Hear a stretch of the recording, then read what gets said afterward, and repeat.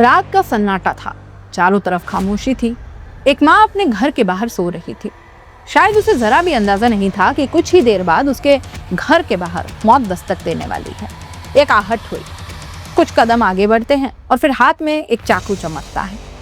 देखते ही देखते एक ऐसा हमला होता है जिसने पूरे इलाके को हिलाकर रख दिया।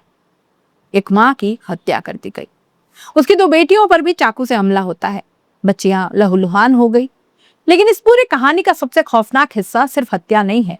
सबसे बड़ा सवाल यह है कि जिस हत्याकांड ने पूरे इलाके को दहला दिया, उसके 10 दिन बाद भी आखिर हत्यारा कहाँ है? पुलिस के हाथ खाली क्यों है? क्या हमलावर की पहचान नहीं हुई?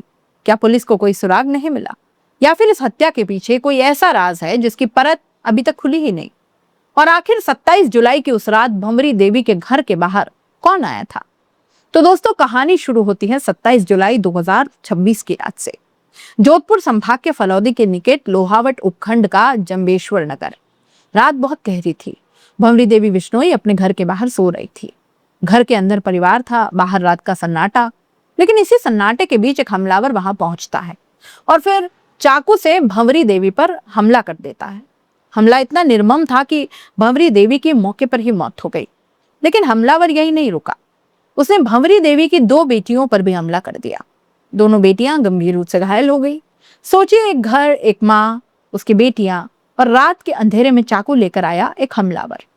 सुबह जब इस वारदात का पता चला तो पूरे जंबेश्वर नगर में सनसनी फैल जाती है। लोहावट से लेकर फलौदी तक लोगों में गुस्सा फैल गया। आखिर एक महिला को उसके अपने ही घर के बाहर सोते समय किसने मार डाला होगा और क्यों? ये सवाल अब हर किसी की जुबान पर था। इसके बाद परिवार और ग्रामीणों ने इंसाफ के लिए आवाज उठाई। धरना शुरू हुआ।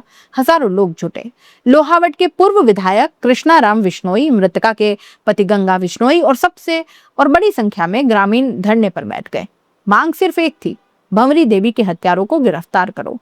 लगातार 3 दिन तक धरना चला। लोगों का आक्रोश बढ़ता चला गया।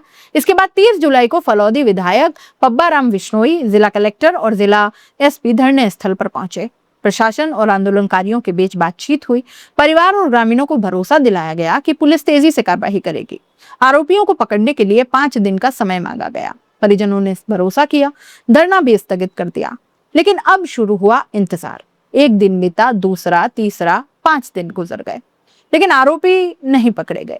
और जब 5 दिन की मियाद खत्म हुई तो लोगों का गुस्सा फूट पड़ा, क्योंकि जिस भरोसे पर धरना रोका गया था, उस भरोसे का क्या हुआ?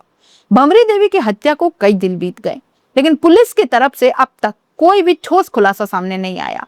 न आरोपी की गिरफ्तारी, न हत्यारे का नाम, न हत्या की वजह का खुलासा। और बस यहीं से मामला और ज्यादा गंभीर हो गया। 6 अगस्त से पूर्व विधायक कृष्णा राम विश्नोई के नेतृत्व में भंवरी देवी के पति गंगा विश्नोई समेत 38 लोग आमरण अनशन पर बैठ गए। हजारों लोग धरने पर हैं। समाज के पंच पटेल हैं, साधु संत हैं, युवा हैं, बुजुर्ग हैं, महिलाएं हैं और हर किसी की जुबान पर एक ही सवाल है, भंवरी देवी को न्याय मिलना चाहिए। क्योंकि ये कोई सामान्य हत्या नहीं थी। एक बेटी आज भी अस्पताल में जिंदगी और मौत के बीच जूझ रही है। जोधपुर के मथुरा दास माथुर अस्पताल में उसका इलाज चल रहा है। परिवार का कहना है कि चाकू के वार से बच्ची को गंभीर चोटें आई। और दूसरी तरफ जिस घर में कभी भंवरी देवी की आवाज गूंजती थी, वहां अब मातम बस रहा है। एक माँ चली गई, बेटियां घायल हैं, परिवार जवाब मांग रहा है और बाहर लोग इंसाफ के लिए धरने पर बैठे हैं।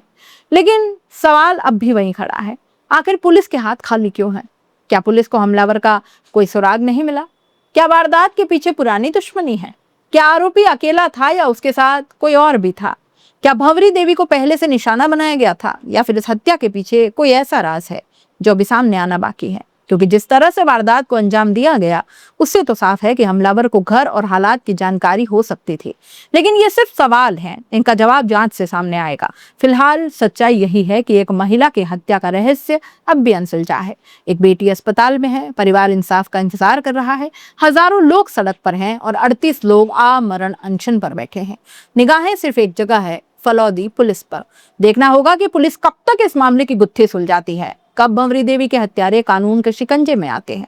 और सबसे बड़ा सवाल, 27 जुलाई की उस खामोश रात में आखिर भंवरी देवी के घर के बाहर कौन आया था, क्यों आया था और जाते जाते एक माँ की जिंदगी क्यों छीन गया?